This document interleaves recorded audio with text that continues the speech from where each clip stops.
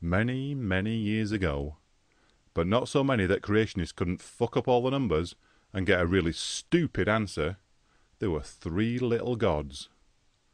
The first god was an only child, and he didn't know who his parents were, so that probably had something to do with him ending up being a sadistic, psychopathic old bastard with a fetish for knocking up virgins and spying on people having sex.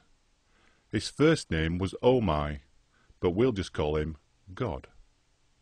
The middle god was called Jesus H. fucking Christ, and he would grow up to be a full-time fishmonger and stage magician. But in the old days he just sat around smoking pot, talking crap, and behaving like a hippie. The youngest god was called Allah, and he was a bit shy and didn't like having his picture taken, so he spent all his time making virgin dolls out of easy-to-wash rubber, because he realised there was going to be a big demand for them from his followers many thousands of years later.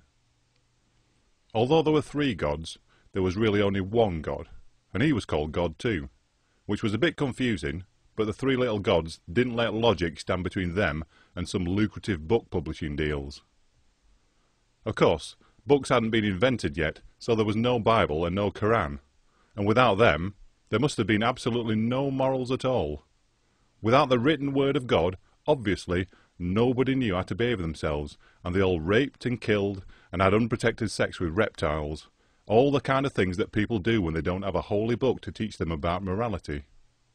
At least that's what the three little gods were expecting to find when they looked down at the earth. But funnily enough, that isn't what it was like. Everyone was happy and contented, there were plenty of jobs, and everybody was working together for the common good.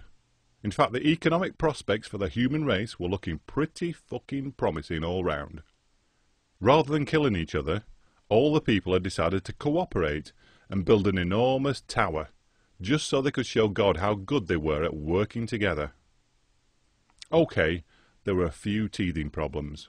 For one thing, it was a Friday afternoon, and they were a bit overtired, so somehow they'd managed to start building the tower out of straw. But still, it was a team effort, and at least they weren't fighting over petty religious laws like what kind of sausages you can eat when it rains on a Tuesday, or how many times you can beat a woman with a stick before she's no longer unclean and is allowed to wash her feet in the presence of a priest with a moustache. Of course, when the three little gods saw how everybody was getting along with each other, they were furious. "What's the point of us being here at all if the humans aren't going to fight each other?" said God. "Allah, go and sort the little fuckers out." And yea, Allah did fold up a huge sheet of paper into a bird-like shape, and flew this paper aeroplane into the side of the tower and made it collapse. And the three little gods did give each other high fives, and in heaven there was much celebrating, with cake and balloons and virgins all round the office. But the people were not disheartened when the Tower of Straw fell down, for they had by this time wised up a bit, and realised that straw wasn't such a good idea for a multi-storey skyscraper after all. So instead, they decided to make a new tower, this time out of wood, much stronger, and the human race again worked in peace and harmony, and together they built up the wooden tower until it grew 18 stories high. But again, God looked down and saw that nobody was fighting or killing or eating children, and this was making a total mockery out of the vengeance part of his job description. So God did pull one of the wooden blocks out of the tower so that it might fall. But it did not fall. Then Allah also pulled out one of the wooden blocks, but still the tower did not fall.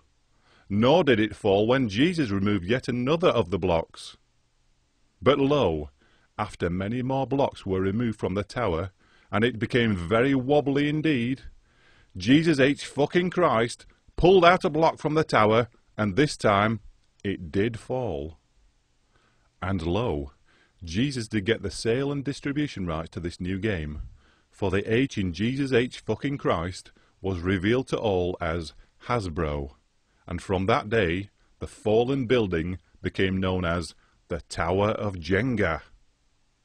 The people of Earth were getting a little bit pissed off with all this interference from the three invisible sky daddies, but decided to build a new tower, a third tower, this time from bricks of clay. Someone thought of adding little studs to the bricks so they would all fit together much more easily, but he was way ahead of his time, so they ignored him and just piled them up one on top of the other. When God saw that for a third time everyone was working together, he went completely fucking bananas. The bastards are at it again. Right, you little fuckers, let's see what you think of this then. And he twirled his magic god staff around his head 3 times, like some psychotic bearded marching band reject, and pointed it down to the earth. At first it looked like nothing had happened, but pretty soon people realised that they couldn't understand each other, and everything they said came out sounding weird and unintelligible.